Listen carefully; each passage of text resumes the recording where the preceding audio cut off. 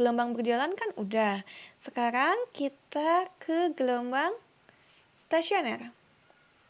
Oke. Nah, gelombang stasioner ini sering juga disebut dengan gelombang tegak atau gelombang diam ya. Bagaimana sih gelombang stasioner ini bisa terbentuk? Coba. Oke, ketika ada suatu gelombang merambat, lalu dia dipantulkan, maka superposisi kedua gelombang yang berlawanan arah ini dia menghasilkan gelombang tegak. Jadi, gelombang stasioner atau gelombang tegak ini terjadi akibat interferensi gelombang datang dengan gelombang pantul. Di bagian sebelumnya, kita pernah membahas bagaimana suatu pulsa gelombang merambat pada ujung tetap dan ujung bebas. Nah, itu akan diterapkan di sini ya, di gelombang stasioner. Sekarang yang pertama, kita akan membahas gelombang stasioner di ujung tetap. Ini kita sebut dengan gelombang datang, ya, Y1, dan ini kita sebut dengan gelombang pantul, Y2. Y1 ini persamaannya apa? A sin Kx min omega T. Lalu Y2, min A sin min Kx min omega T. Minus ini kita sudah tahu bahwa amplitudenya yang pertama bergerak ke bawah, lalu minus Kx ini dia karena bergerak ke kiri. Oke? Nah, bisa kita kalikan jadi Y2-nya A sin Kx plus omega T. Nah, karena kita sudah tahu bahwa superposisi ini merupakan perpaduan dua gelombang, maka kita akan menjumlahkan Y1 dengan Y2 ya untuk persimpangan akhirnya. Jadi, Y sama dengan Y1 tambah dengan Y2. Nah, kita jumlahkan. Lalu kita keluarkan masing-masing dari A-nya. Kita tahu bahwa sin A plus sin B ini sama dengan 2 sin setengah A plus B cos setengah A min B. Lalu kita masukkan aturan trigonometri yang ini. Kita masukkan ke persamaan yang tadi. Maka Y-nya begini. Dan ini min omega T dengan omega T habis. Kx dengan min Kx habis. Kita dapatkan Y-nya adalah 2A sin Kx cos omega T. Ini persamaan gelombang stasioner pada ujung tetap ya. Selanjutnya, ini kan tadi di ujung tetap. Kita sebut ini ujung R. Ujung tetap. Nah, ini titik-titik yang kuning ini merupakan simpul.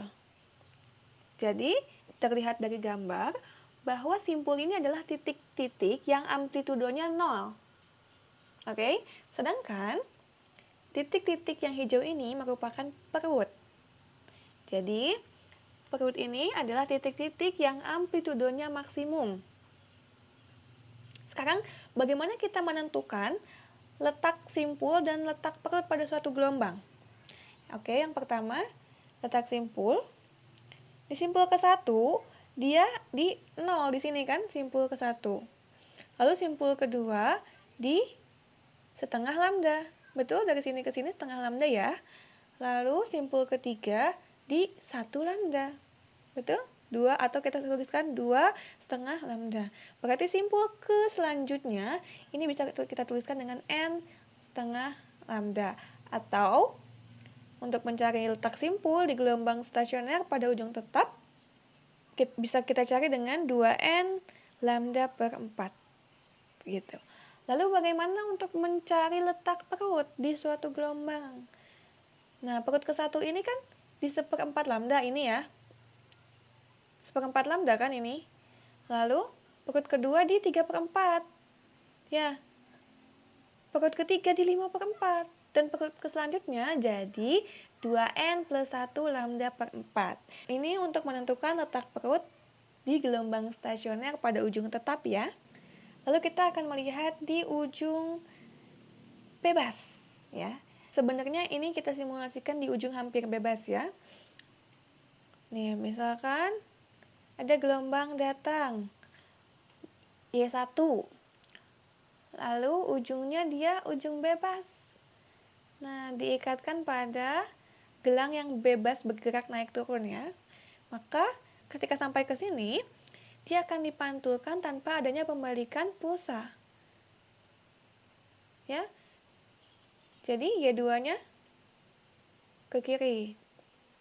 Kita tahu bahwa Y1-nya asin Kx min omega T dan Y2-nya asin min Kx min omega T. Amplitudenya tidak negatif ya, karena dia simpangan pertama saat dipantulkan itu ke atas, jadi positif. Dan yang negatif adalah tanda di depan bilangan gelombang karena dia ke kiri arahnya. Atau bisa kita tuliskan Y2 sama dengan min asin Kx plus omega T. Maka ketika mereka berpadu, bersuperposisi, Y sama dengan Y1 tambah Y2, jadi hasilnya adalah 2A cos Kx sin omega T. Untuk caranya sama seperti tadi pada ujung terikat ya, atau ujung tetap.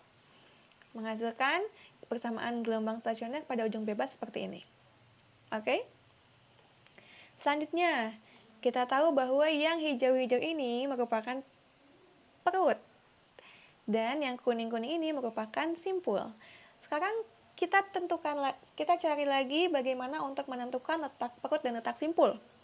Yang pertama, letak simpul. Simpul ke-1 di gelombang stasioner ujung bebas ini di 1/4 lambda. Simpul kedua di 3/4 lambda. Simpul ketiga di 5/4 lambda. Dan simpul ke selanjutnya yaitu 2N plus 1 lambda per 4. Ini untuk menentukan letak simpul di gelombang stasioner ujung bebas. Selanjutnya, letak perut. Perut ke-1 di sini kan, di 0.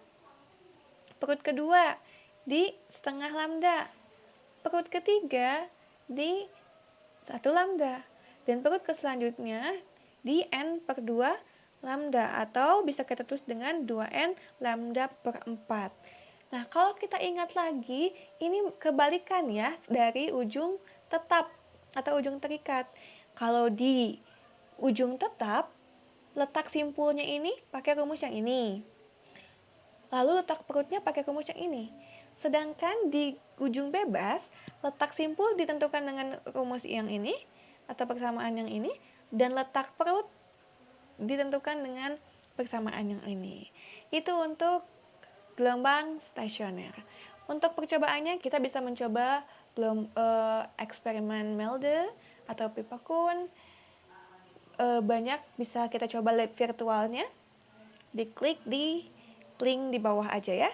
Nanti Ibu akan simpan linknya di bawah. Oke, segitu dulu untuk pembelajaran kita hari ini. Tetap semangat ya.